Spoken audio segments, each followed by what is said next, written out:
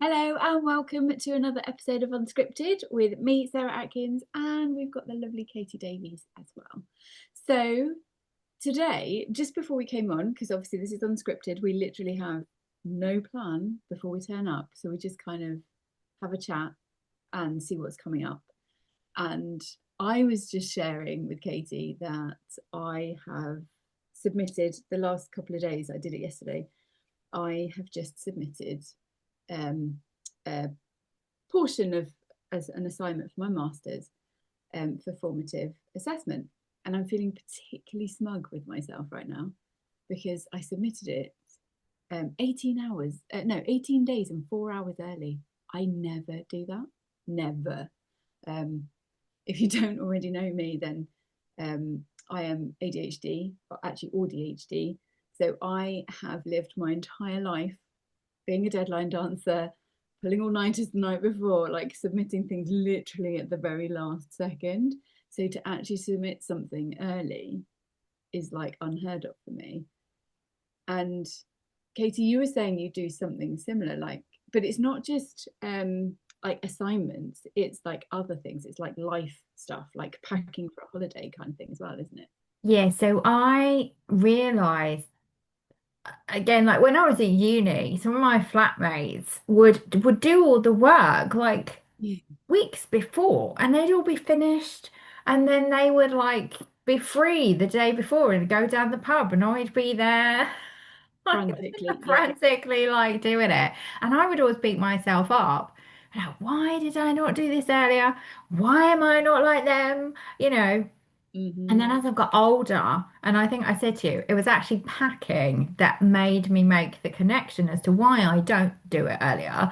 So if I go away on holiday, I pack day before. I might clock in my head like what I want to take and make sure I've done the washing and all that kind of stuff. But I don't actually put it in the suitcase until much, much nearer the time, normally a day before. Yeah. And I realized it was because if I do it earlier, I just overthink it. And all I think is, did I pack that? Have I got that? Is that the right thing? Do I want to take that top? Do I want to take that jumper? Have I got enough jumpers? Did I pack those shoes? I don't know.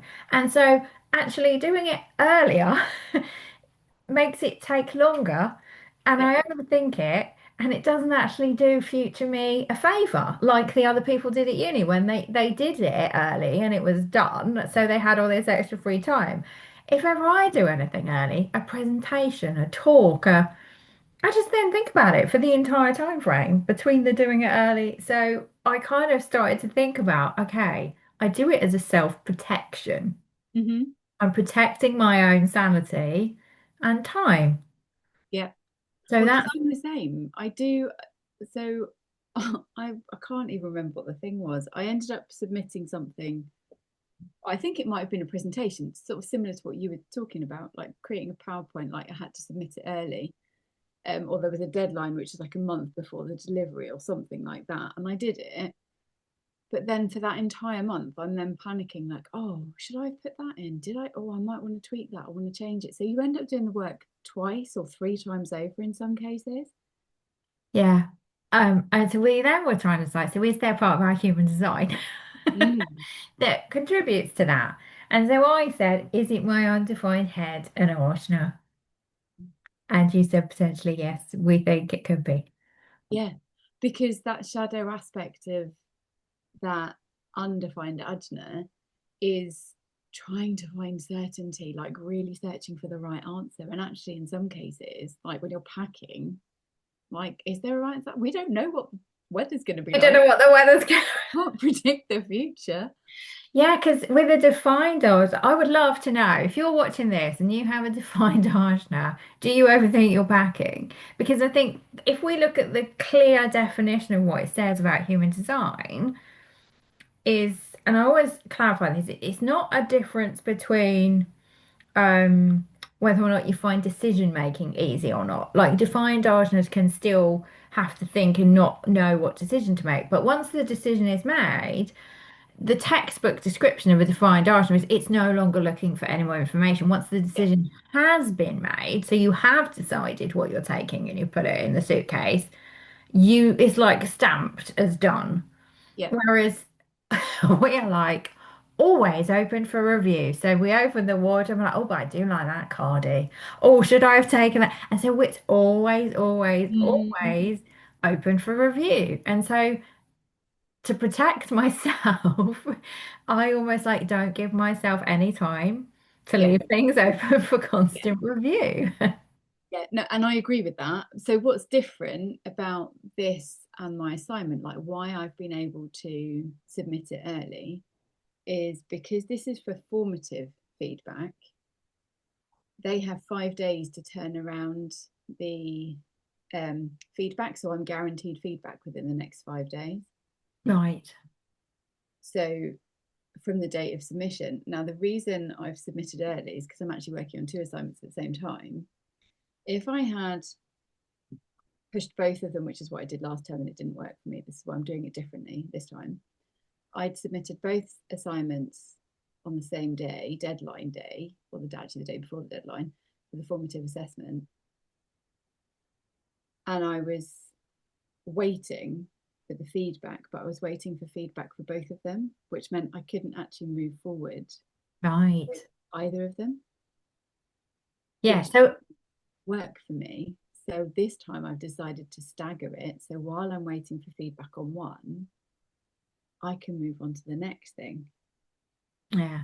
And actually, it's a slightly different kind of deadline, isn't it? Because it's 5 days from whenever you submitted it. So Yes. submitting it in the actual 18 days, you'd still have to wait the 5 days. So it's not Yeah. actually changing your thing quite the same way as the packing. But I think the biggest piece for me, which is why I love the human design and what I talk about all the time, is it gives you permission to stop questioning everything. Yeah. So, okay, maybe all my housemates at uni had defined harshness. And the people that did do it early and were able to stop thinking about it and just enjoy themselves and go to the pub, is it that? Is there other places, where we overthink things? So I know we've talked about in other things when we've had chats about the shadow of like gate 48. Mm, And I have gate 48. So it's like always wondering, do I know enough? Is it right? So in terms of, writing talks and presentations and things, I will always, or there is a potential, because I've started using the word potential a lot. Human design is potentials. There's a potential for this, a potential for that, but we get to collapse it. And I think I did a physics degree and I still keep up with quantum mechanics and stuff. And so they started using that language a lot in terms of quantum mechanics, you know, energetics and waves and light pulses, like it's like a potential until it collapses into reality. And I mhm. kind of think that's a bit like human design. There is a potential until you collapse it into a reality. Yeah. Do you know what? You just reminded me of a conversation I had literally with a client yesterday because we were unpicking some bits around why he can struggle like in this holding pattern when he doesn't have the energy to kind of move forward. He knows what he should be doing or what he needs to be doing, but it's like how do we shift that state into a state of being able to move forwards or being able to take action. And we talked about the difference between taking action for action's sake and then taking aligned action. And we were talking about the potentiality. So one of the things that can hold him back is wanting it to be perfect. Is a bit of perfectionist tendencies in there. And we were talking about the potentiality, the possibility and the potentiality, and where he's focusing on the potentiality and the possibility of it all going wrong and what the Mm. impact is if it goes wrong. We're doing some work on like shifting the energy and the focus on the potentiality and the possibility of it going well.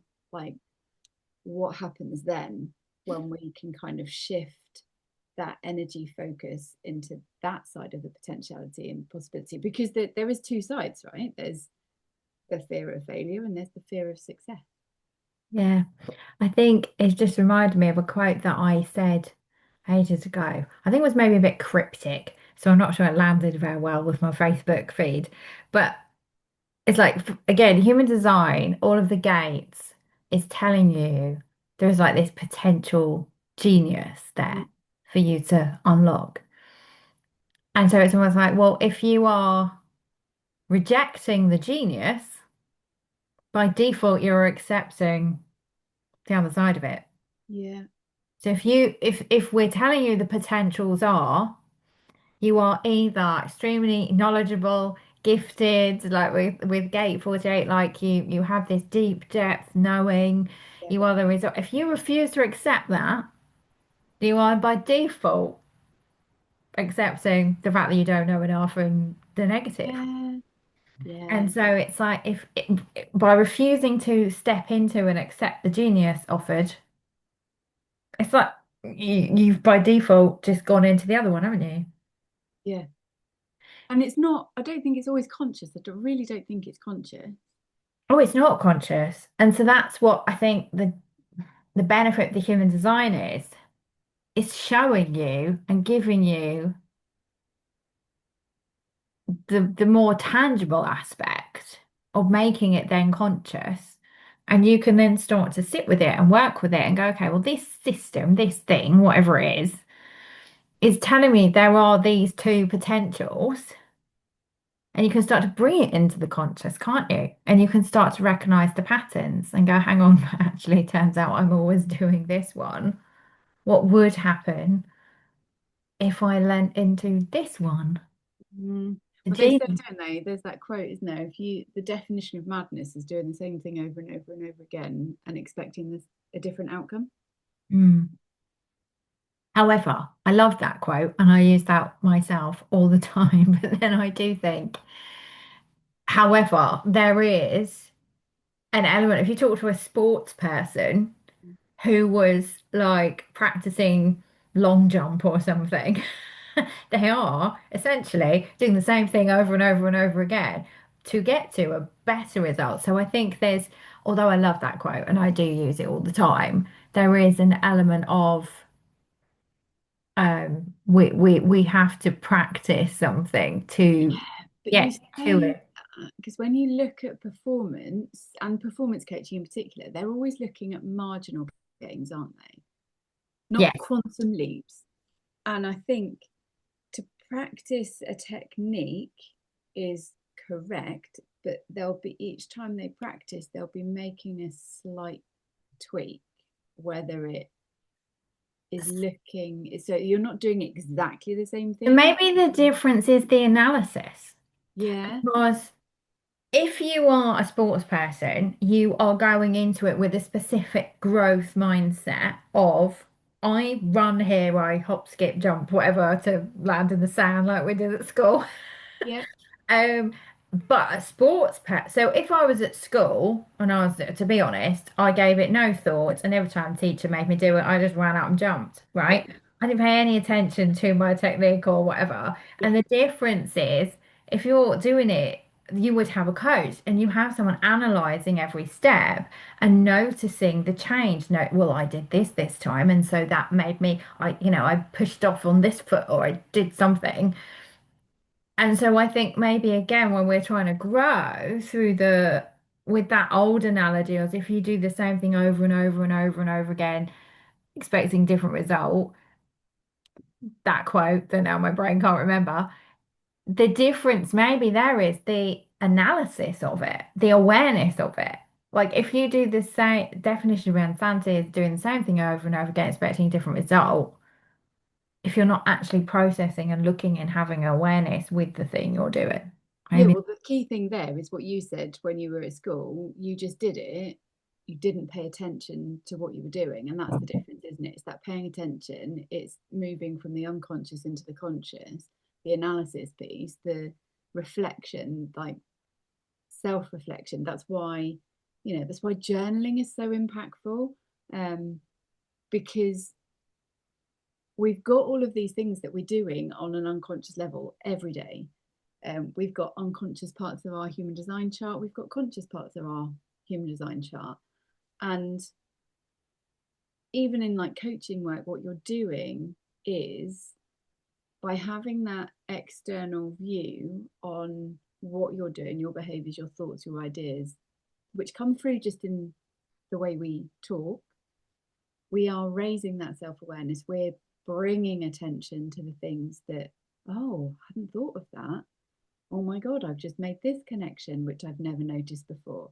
Like, you haven't changed, you've just switched your attention on. You've started the analysis, the self-reflection, the paying attention, looking at actually what are you doing the same? What do I you need? I think that's why. So I very much am open to change all the time. I don't concrete think anything is an absolute. I'm always open to change. And when I first started working with human design, obviously I historically had no interest in astrology, Yeah. dates, times of birth, that kind of thing. I was like, I don't really understand it, so therefore it doesn't really make much sense to me. That's not part of my life. The human design system made sense to me as a framework for opening the door for that self-analysis, Yes. regardless of where it came from. So I actually, even though I'm not saying I do believe it, I don't believe it. Well, it's like for me, I'm not actually interested in that part. What I'm interested in is the language it uses and the framework it sets up for you to literally go through and explore every single piece of yourself. So Mm, we start at the top. How do you think? Are you overthinking? You're not overthinking. How do you make decisions? Are they locked in? Are they not locked in? And then you were down. How do you speak? How do you use your voice? What's your identity of self? How do you deal with your emotions? It's a great framework for developing self-awareness, regardless of how it came to be. yeah. And so that's why I was like, this is actually super helpful. This is a Yeah. helpful thing. Um, and so I think that's again the slight difference with the insanity thing is, and you said about the unconscious, human design can help you move all those behaviors into the conscious so we can start thinking about them. And then we end up in a position of we know we pack the night before. Yeah. Because it's better for our system. Because when the human design told us it, it's not really the point for me. It's I will use any tool Yeah. that gets me a good result for myself. And I Mhm. happen to think human design is a good tool. And so it's given me the language, it's given me the framework. I've now come to the conclusion that for my own sanity, I pack the night before. That's the piece I'm interested in, no Yeah. matter how I get there. Yeah. But it's funny as well, though, isn't it? Because I was talking to my friend while I was out walking the dog this morning, and he was like, so how, like, what's different? How have you managed to get yourself to a place this time where you're like 2 weeks early? And I said, I can tell you what it is. And I have an undefined root center, right? Mm, So pressure. I can struggle with, like, I'll never miss a deadline, very rarely miss a deadline. If I do, there's usually extenuating circumstances, but my mother-in-law calls me lastminute.com. Um, she even said when I told her I'd submitted it, she was like, "Who are you and what have you done with my daughter-in-law?" I'm like, "Yeah, honey." Um, but I tell you what, this time I am doing my studying because I've got my formal diagnosis. I get something called DSA, which is Disability Student Allowance, because I recognize and admit that I struggle sometimes with deadlines and organizing my time. I always find it really funny because everybody always thinks I'm really organized. I know it's organized chaos, but what people see, line 5 in action, is very different to what I present. Like, I am the archetypal swan, right? So calm, always on time, always meet a deadline, but what they don't see is the stress, like 5 minutes before that I get there. So I wanted to approach this period of studying, knowing a lot more about myself and understanding a lot more about myself. Like, I don't want that level of stress. I want to find a better way. And one of the things they gave me was, I have an academic skills mentor and a well-being mentor, and I meet with them every week. on different days. And each week I set myself, they say, right, what do you want to get done this week? And I'm like, oh, okay. So they hold me accountable. And what they're doing, what I know they're doing, they don't need to know that I've got an undefined root center. But because I Mm. now know that I need those external deadlines, Yeah. because I don't self generate them, I don't want to rock up to my meeting like I've got one today and say, oh, I didn't do it, or I didn't achieve it, or I didn't do this thing. So I'm really good at not overloading myself now and being realistic. And actually, they keep me in check with that. But just having that little external like pressure to get things done means that I am now on time. I'm in charge of when I tell them I want to do stuff, but it's kind of weird. But it works, and it really does work for me. So because I know you don't have this, do you? No, so it makes a lot of sense to me. Again, from the textbook description of an undefined root center and how the pressure comes from an external source, the pressure to do the thing comes from an external source. It makes perfect sense that that would then, with that awareness, again, wherever that came from, if it came from human design or you've just come to that conclusion yourself, it makes perfect sense that you then utilize this support, this accountability, these people with that. So, no, I have a defined route. So, actually, in my chart, everything is defined other than my head and ajna. Mm, Everything from the throat down, I have defined. And so, again, really leaning into and thinking about all the pressure I feel is like just pressure I put on myself. Like mm, my to-do list yesterday is like I'm just deciding that I've got to get all this done by today. And so I have a because what they say, isn't it, is like anything that's defined is consistent yeah, to us because I will have my own consistent way of putting pressure on myself. Whereas obviously when we're dealing with the undefined center, if the pressure's coming externally, you're not in control of who's come and asked you to actually do something. But what I've been sort of working with and leaning into is like, okay, I have a consistent way of dealing with putting pressure on myself, but that in itself is not consistent. Does that yeah, make sense? yeah. So I will always overthink all the things I should have done today. Mm, Like that I, but like nobody, no one in the world anywhere has actually said anything yeah, about what I needed to get done today. It's all generated completely internally. And I haven't had a conversation with anyone. I haven't done anything. Like no one has said to me, so what did you do today? Like it does all literally come from inside of me. And so I have to check myself that I'm not putting myself under too much pressure. yeah. Um, and the way that again I sort of have understood it in terms of the when you have the so my sacral and my root are actually connected by the channel 952, Hmm. which is the nine is the sort of knowing what to focus on, the detail, and then the 52 is the ability to kind of sit still and do it. And so it becomes like the channel of concentration because you kind of know what you're doing and you know.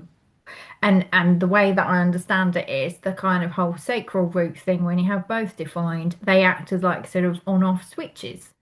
And Right, so the sacral comes along and goes, yes, we've got the energy to do this. And then the root says, okay, we'll do it. right. And they do switch themselves on and off. They are just again the thing that is taking me a while to really get to know is okay, it's consistent energy, but that doesn't mean I'm doing all the time. Yeah. And have to pay attention to the off switch because up here can come along and make me override the off switch. Okay, yeah. So that external piece of the shoulds does still sort of get in, but it's coming in from up here, from a mental place of the conditioning that, I should have a 9 to 5 job. And so why am I starting at 10 and all this? And so it's like I let some of the noise in here filter down to me ignoring the on off switch. Does that make sense? Yeah, yeah, it really does. And how much of that on off of the route is directed then by the fun loving sacral energy? Well, this is the thing. So I've really, because when we have the defined sacral, we have our not self, the frustration, and so I always found leaning into the not self is so much easier for me to recognize. So I can tell when I'm frustrated. It's proper Yeah. easy to know when I'm frustrated. So again, when I'm sitting there and I'm doing something and start to feel frustrated, it's again, it's just going back to the same thing, this awareness piece of why am I feeling frustrated? Because I don't want to do it, because I don't like it, or because I push past that actual I have the energy to do this right now, or the pressure to get it done by today for some weird thing that's come from nowhere. So I've lost the joy and the frustration has come in because it's telling me you don't have the energy to carry on doing this now, go away. It's not that I don't want to do it ever. It's that I'm pushing past the signals of it's okay to stop now. Yeah. So the sacral frustration piece, if I pay attention to it, helps me to not get burnt out and work past where I should be. And that's an important piece as well, isn't it? Because you always hear with like projector energy types when they've got the undefined sacral that like and reflectors and manifestors, they're more in danger of burning out than generator types. However, Mm, being a generator myself, I've burnt out probably 2 or 3 times because just because you've got that defined sacral doesn't mean that you can't burn out. exactly. Because you can, so what I always think is I can ignore my body signals. So if Yeah. it's all working and we're in alignment and we're paying attention, and I don't know, we've studied our human design for 7 years and we're all in alignment, technically, yeah, the root and the sacral, they're giving us the signals. Now's the time, not the time. I also have the defined well. So it's the extra little battery pack. So I can push past to a certain point and Yeah. still not as get tired as somebody else that didn't have that. Mm, So it's always looking at the whole picture of my chart, just because exactly like you said, I have all four motor centers defined. So technically in human design terms, I'm the energizer bunny. And I will potentially have a lot more energy than other people in my world. It doesn't mean that I still can't override my own body's signals with that conditioning from that head and mm, ajna of, but you haven't done enough, you work for yourself, you're self-employed, all the things of you can't go out to play till you finished your homework, mm, yeah. all those like things that came in as Yeah. children and conditioning. So I'm like, oh, I can't go and watch Netflix because I didn't finish updating my website. But it's like, actually, there is no one telling me this. It's all coming from me. Mm, And so, again, just creating an understanding and an awareness that just because my centers are defined, like I say, it doesn't actually mean I am immune to running out of energy. I mm, can still do it. Um, and like I said, it's the frustration piece. When I start to get frustrated, that's my signal that actually I've probably run out of energy and I should stop now. yeah.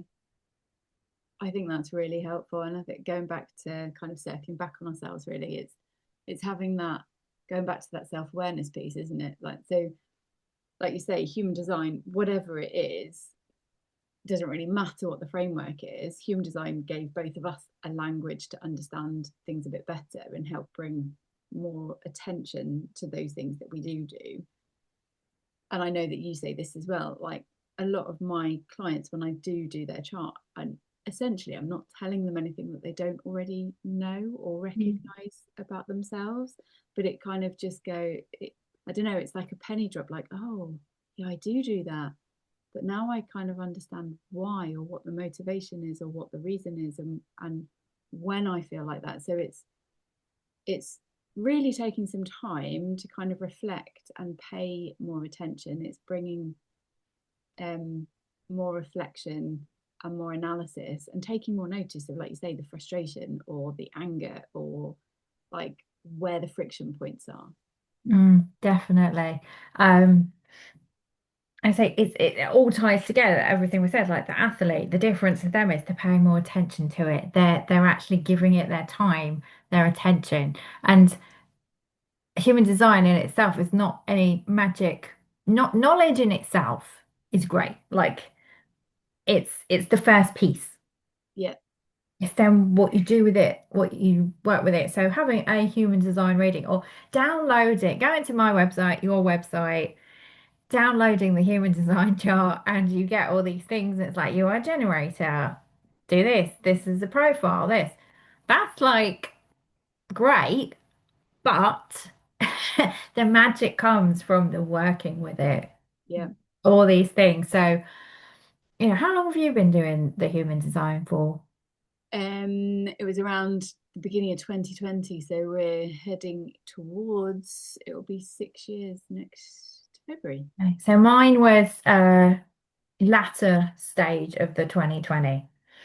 So, I'm still learning. It's still work in progress. But every little piece just gave me another little piece. And it's a Yeah, journey and I built on it. And yeah, I think this is a really important thing for anybody watching is to go away and maybe have a look at where are you putting pressure on yourself? Where's that pressure coming from? Do you have the undefined route or do you have the defined route? And what else could be influencing it? So, like I mentioned, the conditioning of, not allowed out to play, to done your homework. But it's like all those things that come in. It's we are a puzzle piece. We are an amalgamation of everything, aren't we? And then we can start to unpick it and go, okay, well, where am I actually at? What am I actually doing? And like you've really used those accountability partners to support the awareness that you've created. And I found my own way of really paying attention to that signal of frustration to stop me from doing too much. yeah. Oh, yeah. Well, that's the good thing though, isn't it? It's like what did you just say with it's it's taking more control. So rather than going, oh my God, why can't I be more like them? Why can't I be more like the people at university? What? Wish I was more like them. I don't need to do that now because like I'm not like them. And I am at peace with that. This is what I need. So it's recognizing what my needs are, what works for me, and then putting that in place. Yeah, I love that. I think it's a perfect place to end this episode of Unscripted. We'll be back soon. And if you have any comments, you can come and find us, comment below. Let us know if you would. Also, if you've got any topics or something you'd like us to talk about, let us know. Yeah. And we will be back soon.